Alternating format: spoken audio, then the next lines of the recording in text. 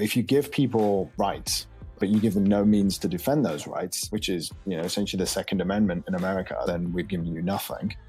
We've done that in cyberspace. One of the biggest problems in cyber conflict is just unintended consequences. I shut a server down over here.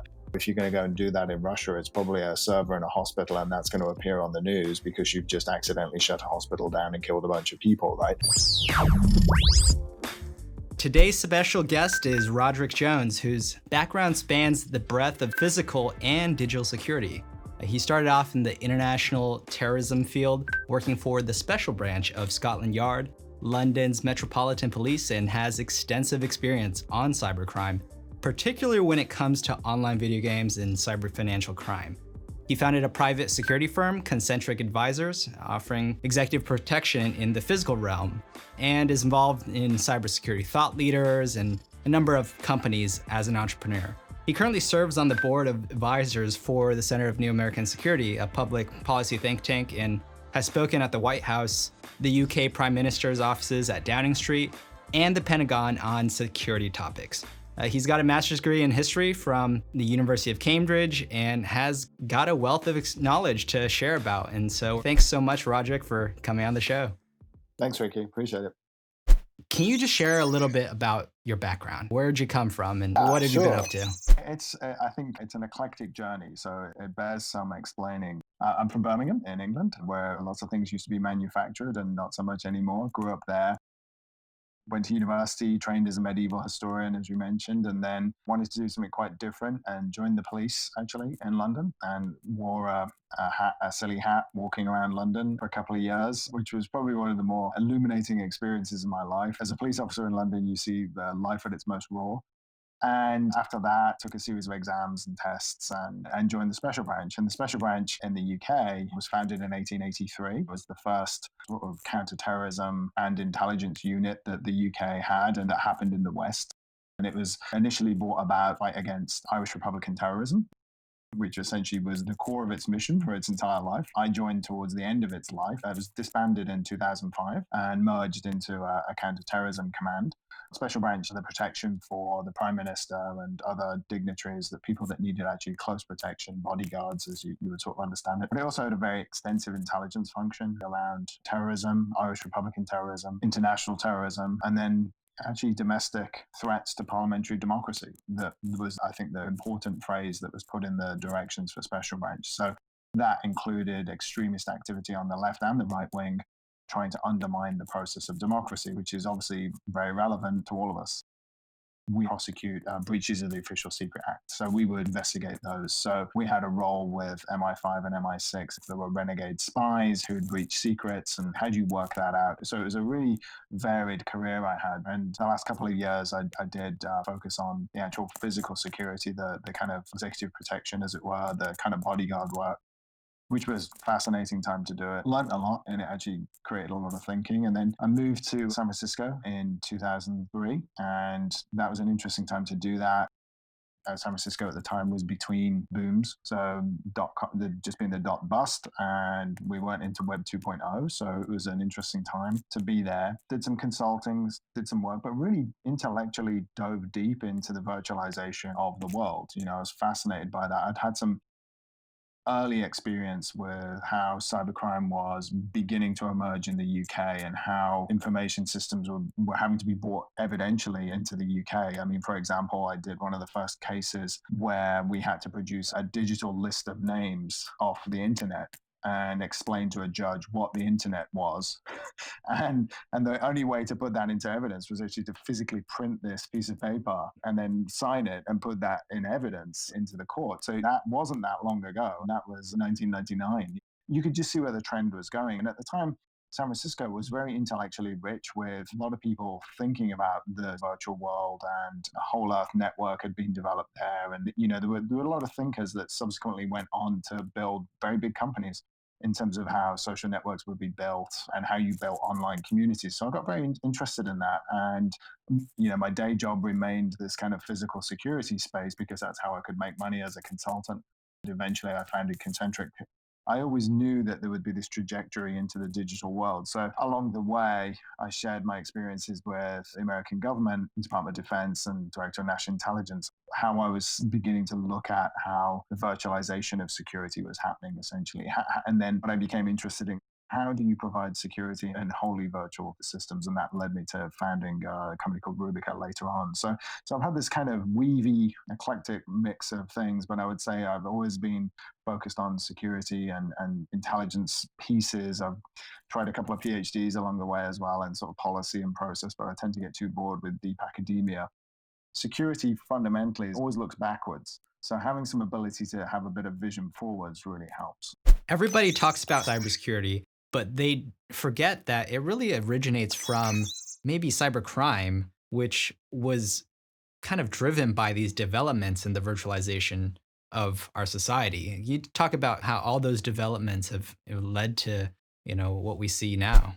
Yeah, cybercrime is fascinating. I mean, cyber war is a really different thing, and that's emerged later on in terms of being able to take out power grids and obviously the intelligence feeds you can get from hacking people and all that kind of stuff. But the actual crime piece of it has remained broadly static and very successful. And essentially, it comes like any crime. Once there is value somewhere, people are going to try and illegally take that. There's an interesting statistic I looked at. The same statistic doesn't exist in the United States, but certainly in the United Kingdom, from 2010 for about 8, 9 years period, there was a reduction in crime. So the government in the UK is, oh, we've done a fantastic job here. Crime has gone down. Police are doing their job. This is fantastic. What they weren't doing was recording digital crime, which was skyrocketing. That only a very poorly equipped criminal is going to be spending their time breaking into banks because it's all online. So all the fraud and crime and everything is at scale and it's all online. Wherever you create value, you're going to create somebody wanting to nefariously remove it. There's no version of the world where you don't have continuing percentage of crime in our digital lives, but it's essentially incurable, I think. And they're not that sophisticated compared to what you see on the cyber warfare side of things. People imagine it's this Ocean's 11 bank heist, when in reality, it's like a SIM swap attack where you steal somebody's Instagram or Twitter handle, or you look at the latest Twitter hack, what happened there, just had some insider cooperation, change some information.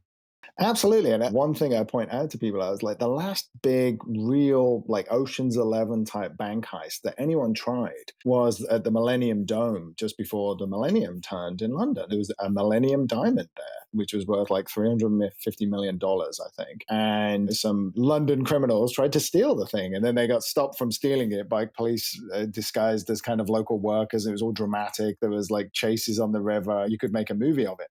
But when you fast forward to sort of 2017, 2018, the hack of the NEM virtual currency in Japan, I think the guys, whoever did that, they walked out with $250 million and were successful. It's never been traced. And it was literally because the wallet didn't have two-factor authentication or any security on it on someone's device who was running the NEM. These technologies are so new that people haven't built the security or thought about security around them in the same way as obviously you would never dream of putting a $350 million diamond somewhere without some security around it. And society's used to protecting that. Whereas we're not used to protecting cryptocurrency. We don't know really how to do it.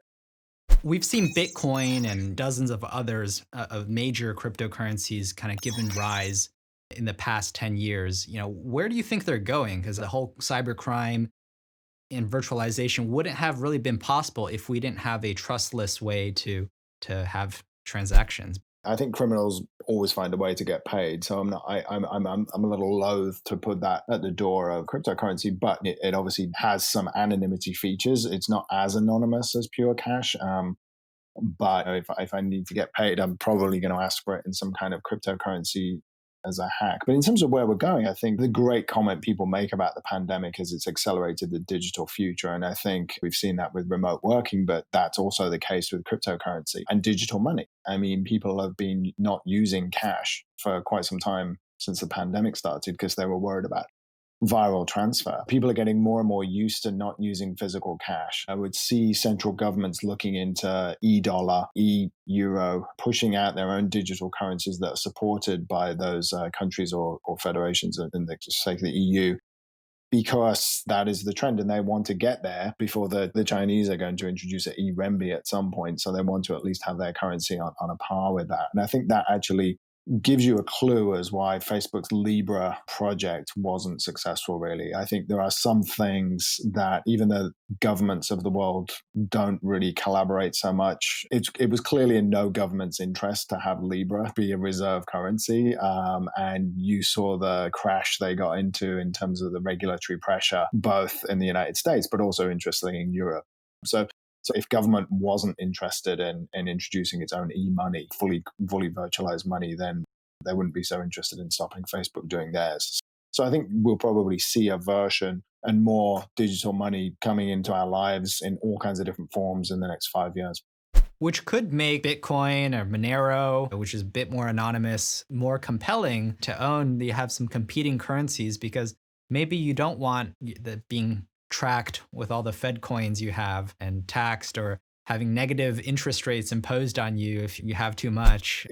I'd be happy to be corrected if I'm wrong, but I think the IRS for the first time put the fact that you have to declare your cryptocurrency holdings on the front of their personal return form this year, right? So clearly government is not aware of this revenue source. It's an interesting point going back to where we started talking about virtual worlds. The minute that games and virtual worlds started to have their own currencies and there was value there, then you get all the rest of society's good and bad in there. It makes them very real.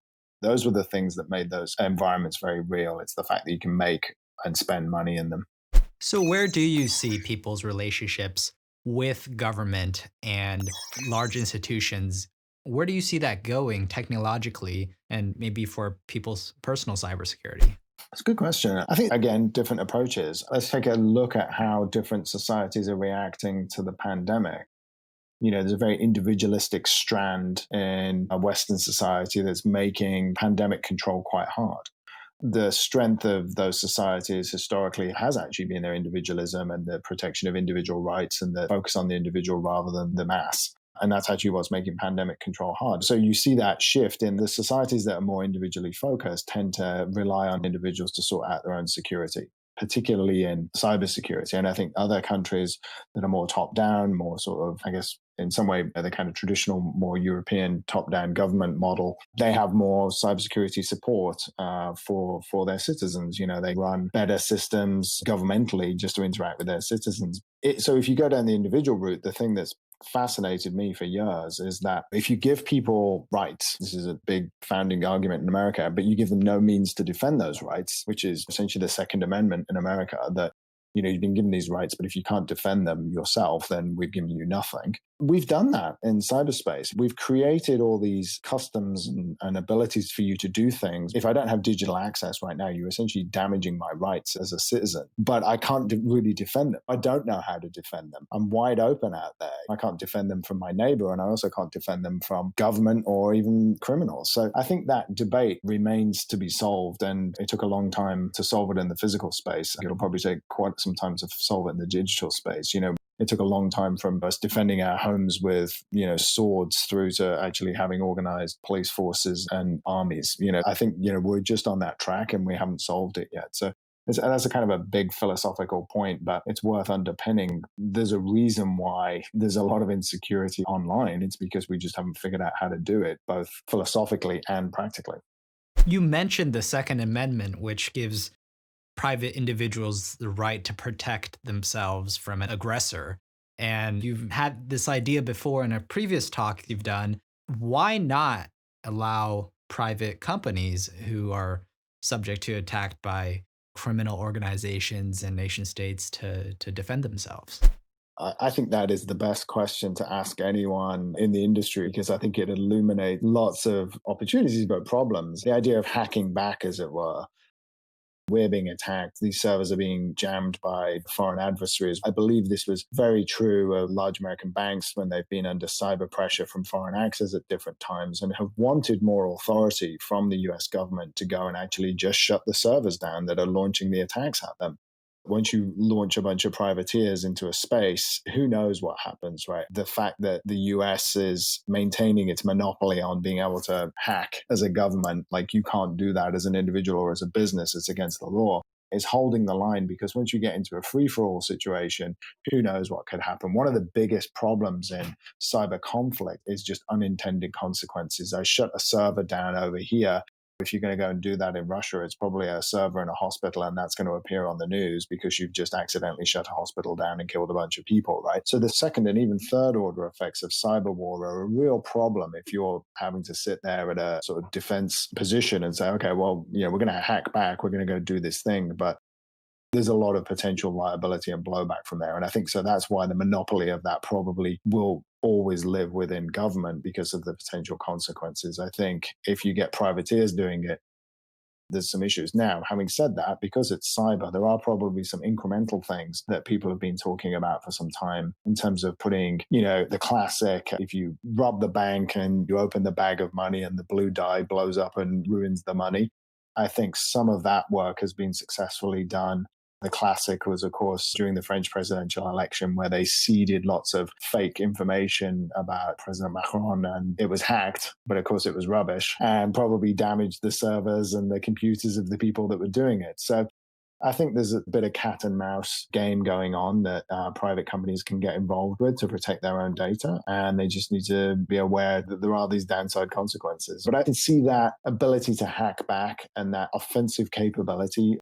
People are going to demand that more and more, both corporately and individually. And it should be good government's role to kind of explain why not, but also maybe allow some latitude to do some things as well to deter criminals. Do you see any lessons that we could draw from the physical security space? You have movements like if we ever defund the police, or towns like Detroit where you see private security forces where they're essentially individual citizens, but providing that force strong presence as a deterrent or even executive protection. A lot of these ex-military types doing crisis management roles for different companies around the world in shipping and all sorts of industries. Yeah, well, I think cybersecurity is mainly private sector. So I think it's already there in many ways. It just, obviously, it doesn't do the offense. It just sits on one side. It does the defense. I think the problem with citizen cybersecurity, if you will, is where that has been tried, or when you look at that, there's been some tremendous downside consequences of that. The kind of cyber mob element, the trolling, those kinds of things have been appalling. And message boards like 4chan and these kind of places that began and thought through these doxing attacks against individuals, like we're going to research you and then we're going to kind of like make your life a misery online. Honestly, that's been a pretty devastatingly sad version of a cyber citizens doing anything, so doing it with some control and having the private experts in private companies do the defense feels like probably the best solution right now. You see the internet go through these periods of centralization and decentralization. When it's new, it's not very regulated. And when the lawyers finally figure it out, then that's when the red tape appear. And we see that with cryptocurrencies, and who knows, you mentioned with the internet now, maybe China obviously has their firewall, but maybe major institutions like Google, Facebook, or multinational entities like the EU potentially partitioning off data access. You've seen them do that through GDPR, not at the physical fiber level. Where do you see that going? I think that's a fascinating question. And I think people of my generation are sort of sad. It's somewhat inevitable what's going to happen to the internet. But the idea of the World Wide Web, this globally connecting information source, I think is dying before our eyes, basically. I think, the idea of the balkanization of the internet, that you're going to have lots of different internets representing different, should we say, either nations or ways of organizing government, is absolutely happening now. So how those blocks emerge, I think there's the United States internet, which will include US allies and the majority of Western democracies apart from the European Union. Then there'll be the European Union's internet, which will have a lot more privacy protections and controls and be less commercial. That'll be very small relative to the US internet, which will be the original internet as we understand it today. I think the Chinese internet is obviously another one that we know that already exists. It sits behind a firewall. It has controls and around speech and all of those things. I think people may or may not join their internet. They might promote that. And then actually the outlier that people don't talk about so much is the Indian internet. And I think India is straddling the line between the US model and almost the EU model. And they have their own sort of national champions and social networking and things like that. I think that India is going to actually be a significant player in this different model internet. And I think it'll look more like the US internet, but not entirely. It will still promote national champions in a way that China does. It won't be a free for all marketplace. They'll still want to kind of promote their own companies there because they can see the power of data and all the rest of it. But it won't be as controlled like the EU's. So it will sort of be in that mix, I think. So it'll have features of all the other three internets, the EU, the American, and the Chinese. The Indian one will have all of those features, but it might emerge as the most powerful model, actually, because obviously shares a similar population as China. You've begun to see that emerge in the last year, where big Indian conglomerates have pushed into building the infrastructure. They're building 5G. They're getting their companies on top of that network now. I think that's good to see, and will be interesting to see how it plays out. The fascinating thing is, of course, how all of these national champion internets work together. There's clearly going to be a role for brokering technical relationships or data relationships between the American internet and the Chinese internet, regardless of where we are in a trade war or this. I just don't know what those companies look like yet. And it's going to be interesting. So then technologically speaking, are we looking at 1984, Brave New World, or a combination of both? Both those authors, I believe, are British.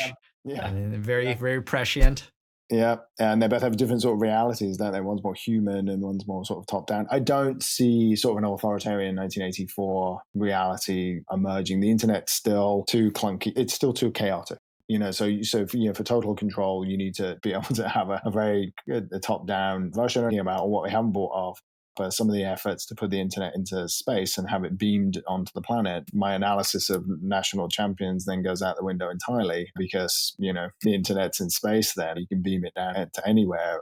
So I know those efforts are ongoing, but depends who the leader is there. But yeah, I don't know. I'm kind of a skeptic on a fully authoritarian internet. I don't think that emerges. I think the tools of the internet are very useful for thought control, if you will. So, the 1984 version, real power is when you can tell, if you can get people to think your way, you don't need to get them to act your way, The internet's very good at that, has proven to be good at that. But I think we're beginning certainly as a society to understand the dangers of that. And you can see some of the pushback around how's our data being used. This election that we're just living through right now is fascinating because disinformation labels are being put on statements made by people. So there's a pushback against that top-down information control. So I remain a skeptic about the authoritarianism of the internet overall in terms of information control. But I do think there are tools in there that enable authoritarian governments to control their populations more easily through surveillance and getting the right opinions out there. But we'll see how long that lasts. So having spoken at a lot of these government institutions and intelligence agencies and maybe consulted for a lot of different partners, where do you see them going? Where are their minds at? Because oftentimes you have very bright people everywhere, but there's a lot of organizational friction to overcome to really get the ball rolling and set the change, overcome that kind of inertia. What is government's take based on what you've seen on some of these topics we've been discussing? What I find is there's tremendous interest in it. And the problem with government is it's quite good at long-term planning in some ways. In my experience, actually has quite decent broad horizon in some regards.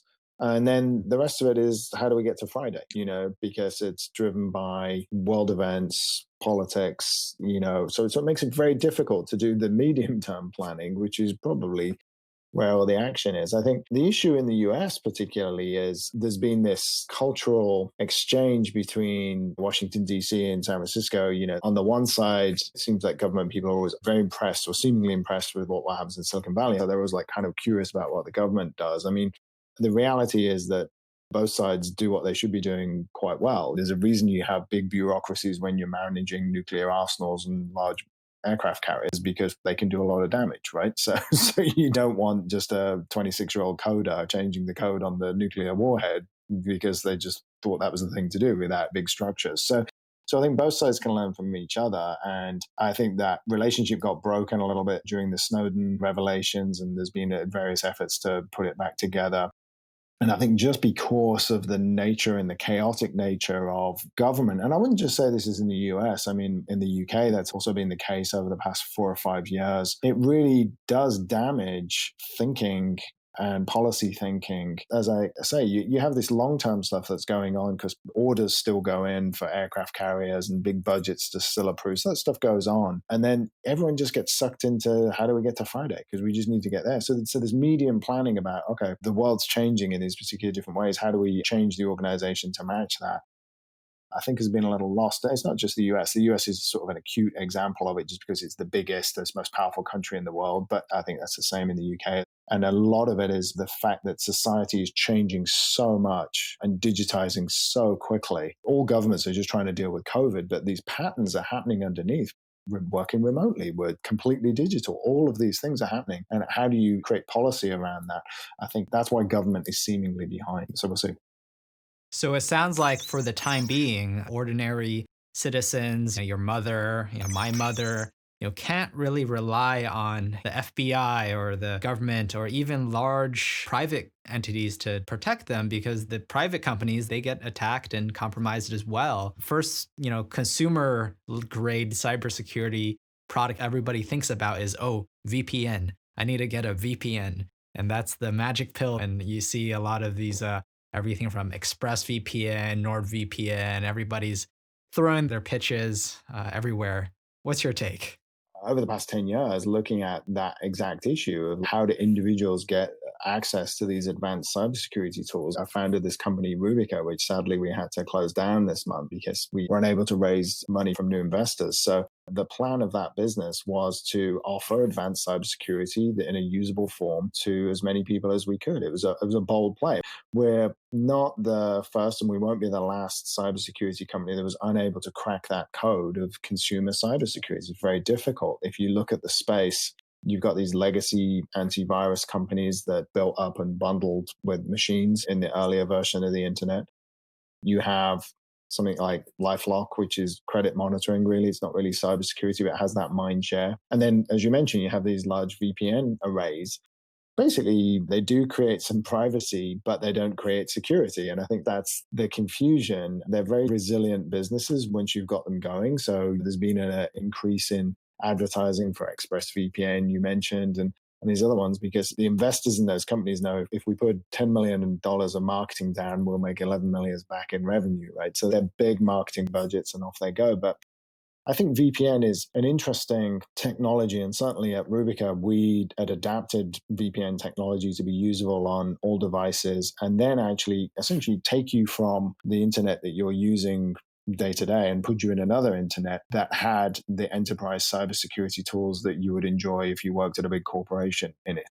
So that was the vision of that business. We solved all the technology problems for that. And I think putting a VPN with a security stack inside it is still a pretty compelling idea. And it gives you privacy, which is important, especially when you're talking about people's personal lives. But also it creates those security protections from phishing and all kinds of different things that you just want to run in the background, One of the big challenges of consumer cybersecurity is how do you deploy it? How do you get people to use it? How do you get people to be interested in it? Because as with all security, physical and digital, it's only after the event when you really wish you had done security because you can't understand the downside risk of being hacked or something bad physically happening to you. And that's the name of the company, Rubica, comes from Rubicon, the river in, Italy. I made the point once that if you are hacked, you've sort of crossed the Rubicon. It's very hard for us to stitch you back together digitally. So how about we don't do that?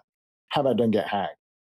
So that was why we built that company. But I think we foul of the fact that it's very difficult to deploy consumer cybersecurity, frankly, and to get that deployed at scale. Lots of people have tried it. I think it is one of the biggest business challenges that cybersecurity needs to solve still. When we shut the business down or announced that, people asked us, well, what should we do? What should we use? And we're like, well, there isn't anything like this yet. So it continues to be a fascinating topic because if you get it right, you not only have a good business, but you actually have a strategically important one as well, because you're giving citizens the ability to defend themselves, which is bad for criminals, but good for society. So it becomes important on a number of levels. What is interesting is the structure of it, where you are essentially taking your local internet wherever you are, and then migrating it to a more trusted enclave that has essentially a security operations team, monitoring the traffic for maliciousness from apps you might install, messages that are sent to you.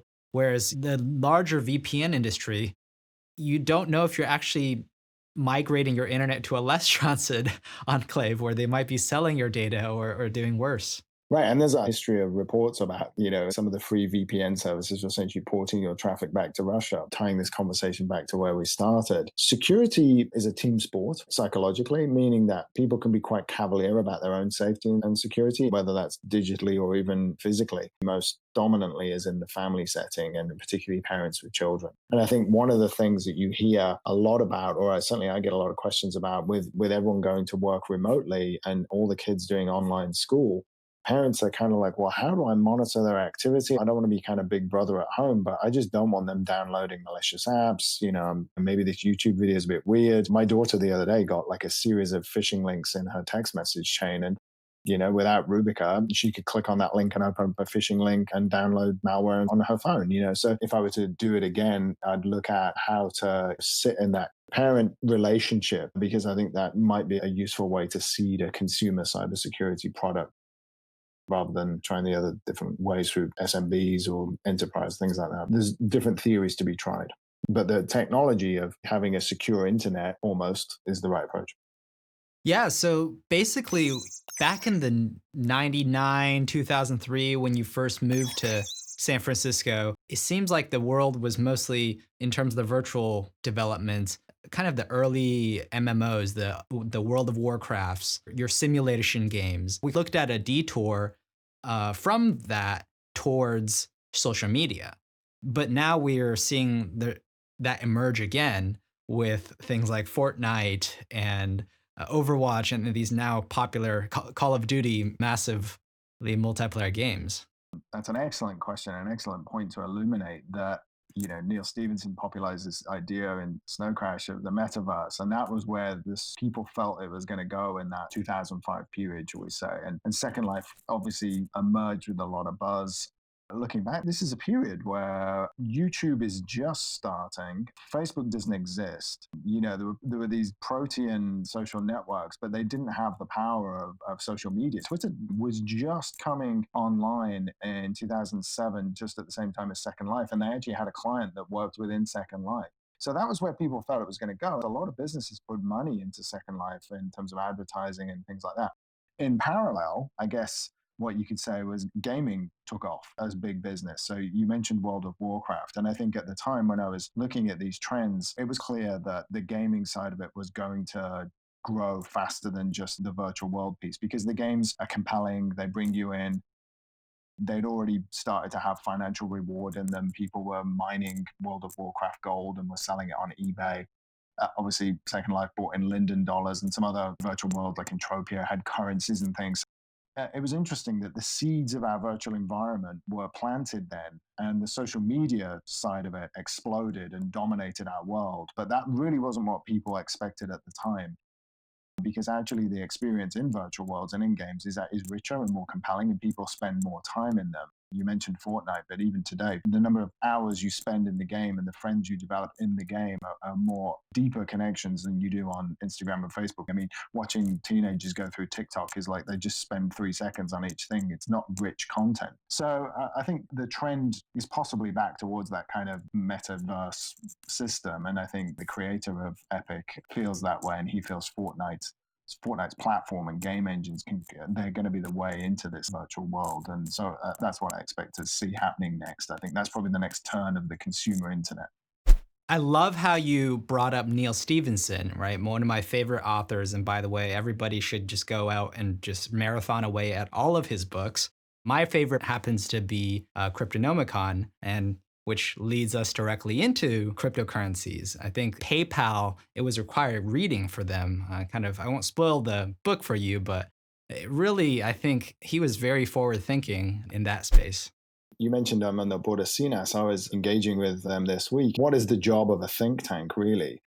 And it is to create the near future, or to think about the near future. And we actually commented that science fiction is a useful guide. It does. Some of the science fictions, and Gibson as well, who've been writing over the last 20 years, they've been able to project society forward and think about society in terms of the virtualization of society in a way that's hard for policymakers or business leaders to actually think about. So science fiction actually has proven to have quite a dramatic role in our world. Yeah, oftentimes people in the security field, particularly if you're more cyber and technical oriented, you tend to neglect the physical part, especially, with the virtual worlds thing.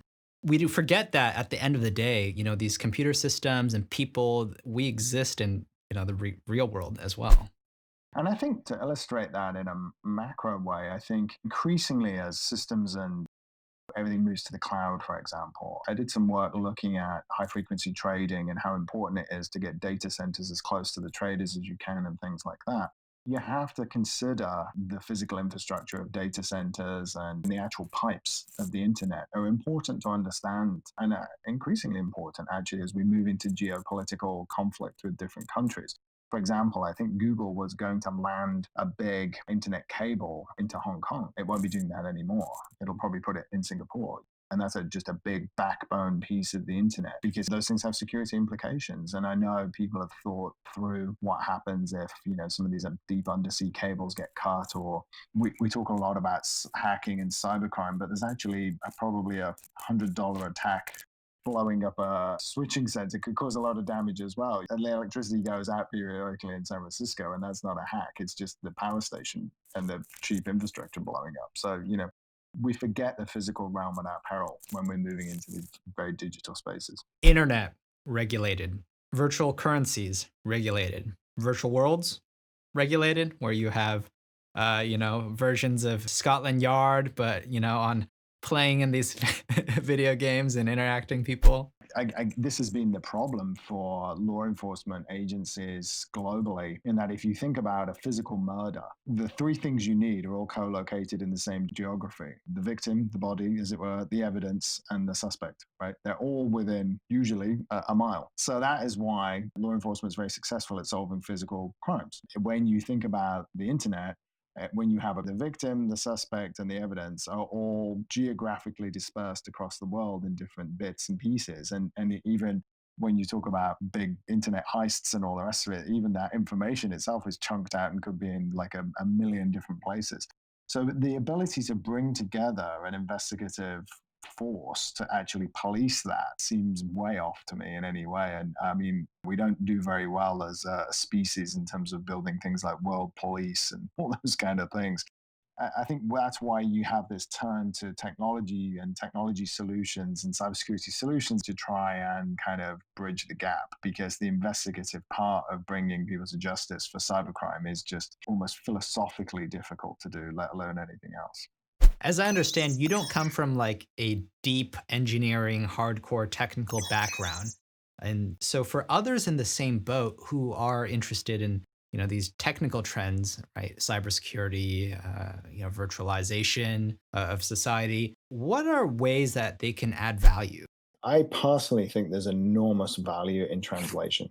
And what I mean by that is sitting between the engineering and the tech and the market or the leaders or whoever it is. Doing that bridge is very valuable. You need some technical knowledge. As a kid, I could code. I had an Acorn computer when I was 11 and programmed it to do all kinds of things. We employed some people at Rubica who'd been to coding boot camps, and 6 weeks they got their skill set up pretty well to be able to work in that company. And it's more how you deploy technology. Thinking of these bigger themes, I think, is very important. So I personally say if you don't have a technical background, you can learn a lot of it without doing the coding, although some of those boot camps are quite useful depending on your age and where you are in your career. But actually, it's that translation thing. It's like explaining to people why these things are important. Or if you are running a business or want to start a business, you're going to be telling a story most of the time you're doing that. You're going to be telling a story to employees, you're going to be telling a story to investors, and you're going to be telling a story to customers, learning how to tell a story in a cogent way is a really valuable skill. So you can add a lot of value there, but that requires kind of a breadth of knowledge and being able to bring things together. So I would say from a non-technical background, there is tremendous value in explaining how the technology is working and where the pathway is to people. For those decision makers and leaders, how is it that you make security relevant for them? That is a really good question. I think most competent leaders understand they need to manage downside risk of whatever they're doing. If you're a political leader, a country leader, you need to manage downside risk. So you have to think about security at some point. So you need to be able to make that real in whatever context that is you're operating in. If you're a manufacturer making things in Mexico, you're obviously going to say, hey, if you lost this factory or half of it got burnt down for an arson attack from a drug cartel, that would probably be a bad day, right? So how are you managing that? Through to talking to leaders about their data security, and okay, you think through the consequences of losing some of this data. You could live with that, some of it being lost, but some of it, if it's customer data, you're going to be significant legal repercussions for that. So I think you have to use a little bit of, again, storytelling to kind of illuminate the real problems. That's where the industry sometimes gets accused of fear mongering and those kinds of things. You're just projecting out a potential future. And if you use security, that future hopefully won't happen. I've had the experience quite a few times of sitting with, CEOs of large companies and saying, hey, I think this is going to happen. This is a real problem. And they absolutely disagree with you. It's just like the worst meeting you've had in your life. It lasts 10 minutes and you're shown to the door, and then you get invited back 6 months later because you were right and the thing you said might happen happened, and they're like, oh, that guy was right. Bring him back. So as long as you're within the realms of possibility and you're being ethical, then that's essentially what the job's about.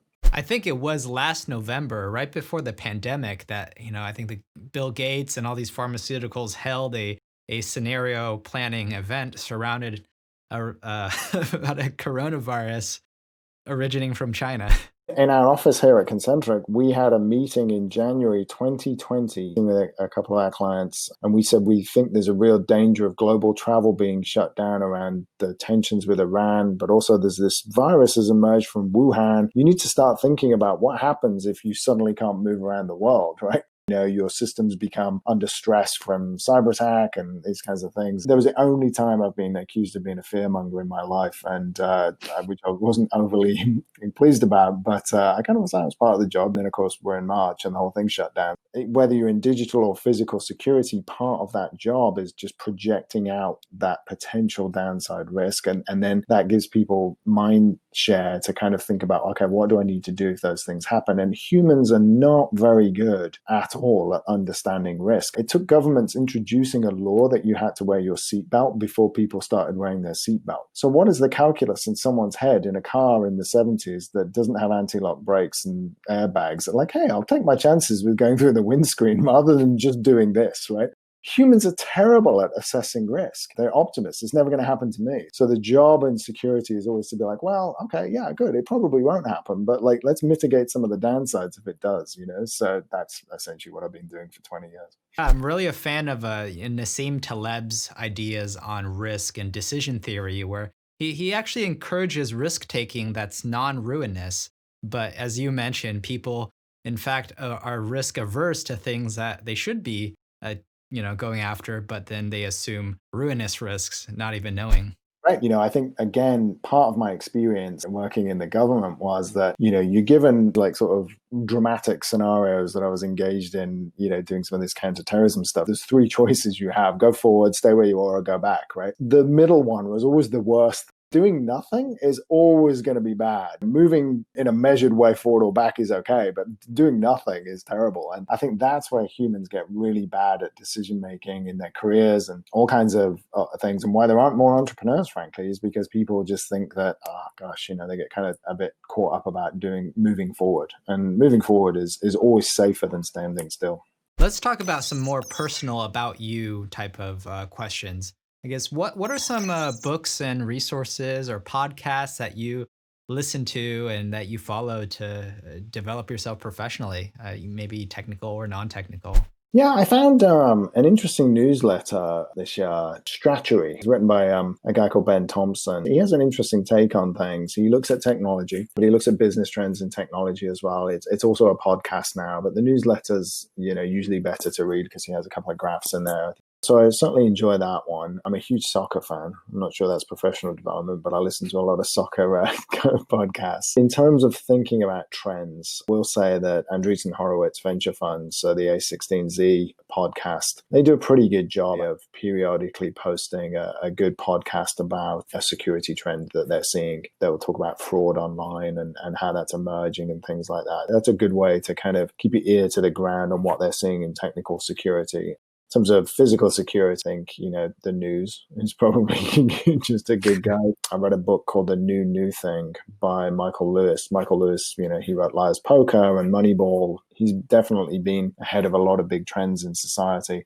One of his less known books is The New Thing, and it's about Silicon Valley and a guy called Jim Clark who founded Silicon Graphics and then did the Mosaic browser, Netscape browser. Our first guy that did $2 billion companies. Tech companies break down, they build up, they come forward, and that innovation cycle was really interesting to me. Michael Lewis does a good job of creating personal profiles, and having met quite a few of the sort of tech billionaires along the way now, he does a good job of describing Jim Clark and how, seemingly quite narrow a lot of the tech founders are in terms of their expertise. Those are the main things I think I look at, and I still keep my foot in history. So I kind of always enjoy a good history book and stuff. It's interesting when you ask the question because good content has become harder to find. And I was having this conversation this week actually with how to even report things to people. Obviously, we're doing this version of how to get information out there.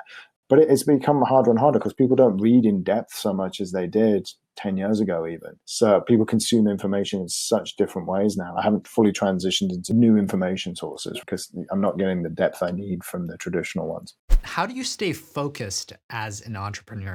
I'm actually bad at that. So, that's a good question. But I think the thing I'm good at is genesis. So I'm good at starting things and actually thinking through the first 3 steps of how to start something. And that's where I can be very focused. And I was saying to someone the other day that, a lot of advice that young entrepreneurs are given is, there's these cliched phrases that are just trotted, like, how are you going to scale? Like, how are you going to do this? Like, really just answer one simple question. How are you going to make $1 million? Is that selling $100,000 subscriptions to something or whatever it is? Once you've done that, then maybe see where you are and move from there, right? And I think because we've grown up in this era of big tech and massive systems, and if you haven't got 2 billion users, it's not worth anything. People forget that there's tremendous value to be found in just building a business. So I really like that process of starting, looking at a trend, seeing where the market might go, and then building a company just to take an early foothold in that and then see where you go. You might not be able to do the next thing after that, but I certainly enjoy that. So when I'm on that side of things, I'm quite good. When the companies get bigger, I tend to be less good at that because the demands of being a CEO of a company, with more than 20 people, say, become overwhelming in terms of management and all of those things. I'm old enough to realize it's not my strong suit. I'm better at the start bit, and then as long as you build a good team that you can potentially transition new leaders into, that's probably good. But the start bit's hard, so it keeps you focused. Thanks so much for coming on. I think that's all the time we have today. Where can people find you? On LinkedIn, that tends to be my main forum, and the concentricadvisors.com website. We have quite a bit of content up there now. That's actually one of the big changes for us this year. Concentric used to be quite sort of reticent organization, but we've been doing online events. We had some great talks up there on the site. So concentricadvisors.com is a good place to look at for us, and it's kind of where you find me, and LinkedIn. I'm not much of a Twitterer person these days. Thanks so much, Roderick, for coming on. Really enjoyed the conversations, and hope to see you soon. Thanks, Ricky.